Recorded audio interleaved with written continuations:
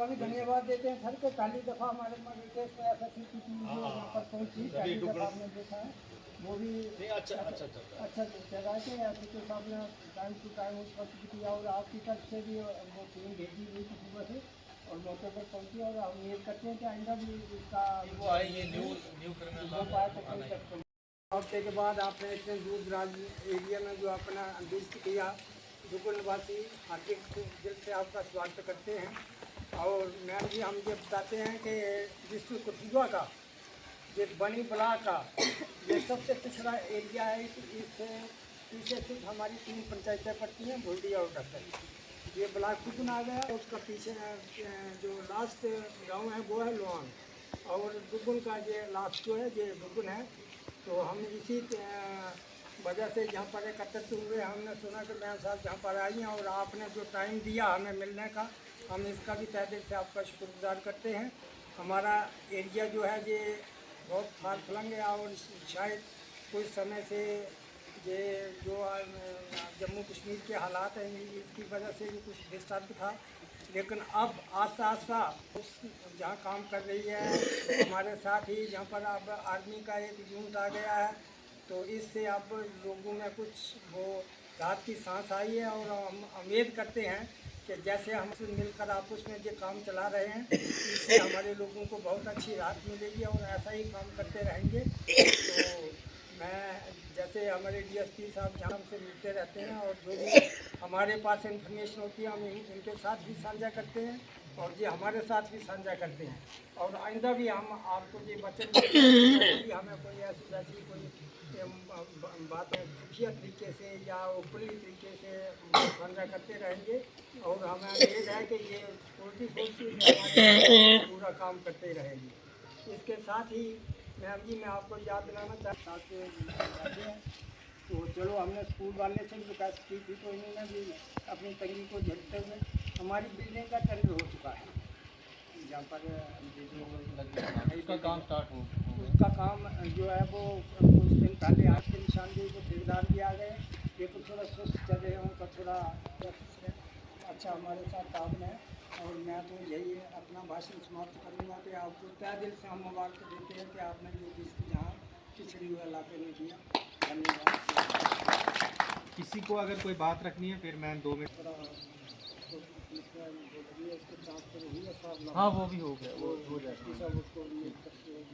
वो मैम तो एक लड़का है वो पुलिस आउटपोस्ट में उसका नाम फ्रैक्चर का है, दूसरा लड़का जर्नल है वो मैं कहूँगा यहाँ के ये गरीब आवाम है, ये जो लड़की है इसके हस्बैंड की मर्डर हुआ है। अभी 10 दिन में एसएचओ साहब इन्वेस्टिगेशन कर रहे हैं, चल रही है अभी अभी समय हुआ है, लेकिन उसने एक एप्लीकेशन दी थी मिसिंग की मलार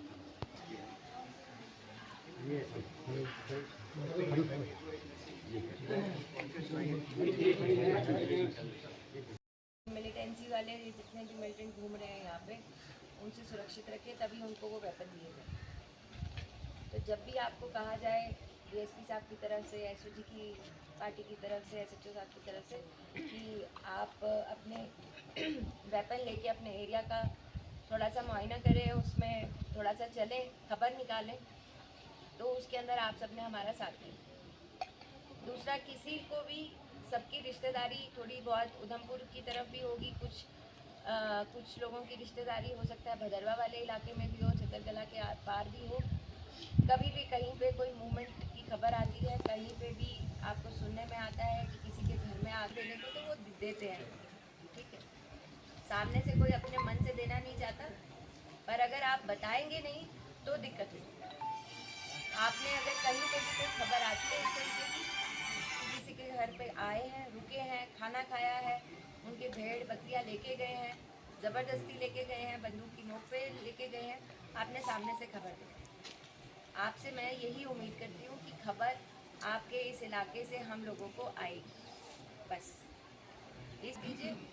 डिपार्टमेंट आपकी खबर के ऊपर कोई ऑपरेशन हो जाता है, वो मिलिटेंट मार गिराए जाते हैं, तो आपके पूरे गांव का भी इसमें भला होगा, क्योंकि सरकार उस बीडीजी को जो अभी अगर अनपेड चल रही है वो पेड कर देगी घोषित, जो खबर देता है उसको नौकरी मिल जाएगी, उसके बच्चों को नौकरी मिल जाएगी, उनको पक्का कर दिया जाएगा, मेडल और कैश रिवॉर्ड अलग से मिलेगा। तो सरकार की तरफ से कोई कमी नहीं है इस चीज़ के अंदर। एक ही शर्त है कि खबर आनी चाहिए आप सबकी तरफ से, और मैं इस चीज़ की उम्मीद रखती हूँ कि वो आएगी। आएगी कि नहीं आएगी? आएगी मैम साहब, वो हम आपको इंश्योर करते हैं। पहले भी हुआ है, चाहे तो यहाँ पर ऑफिसर साहबान इनसे पूछिए कि बर्तन जितना भी हमसे होता है हम करते रहते हैं, लेकिन चलो वो उस भगवान की मर्जी है, जैसे भी होगा तो उसमें तो दूसरी राय नहीं है। ठीक है, धन्यवाद।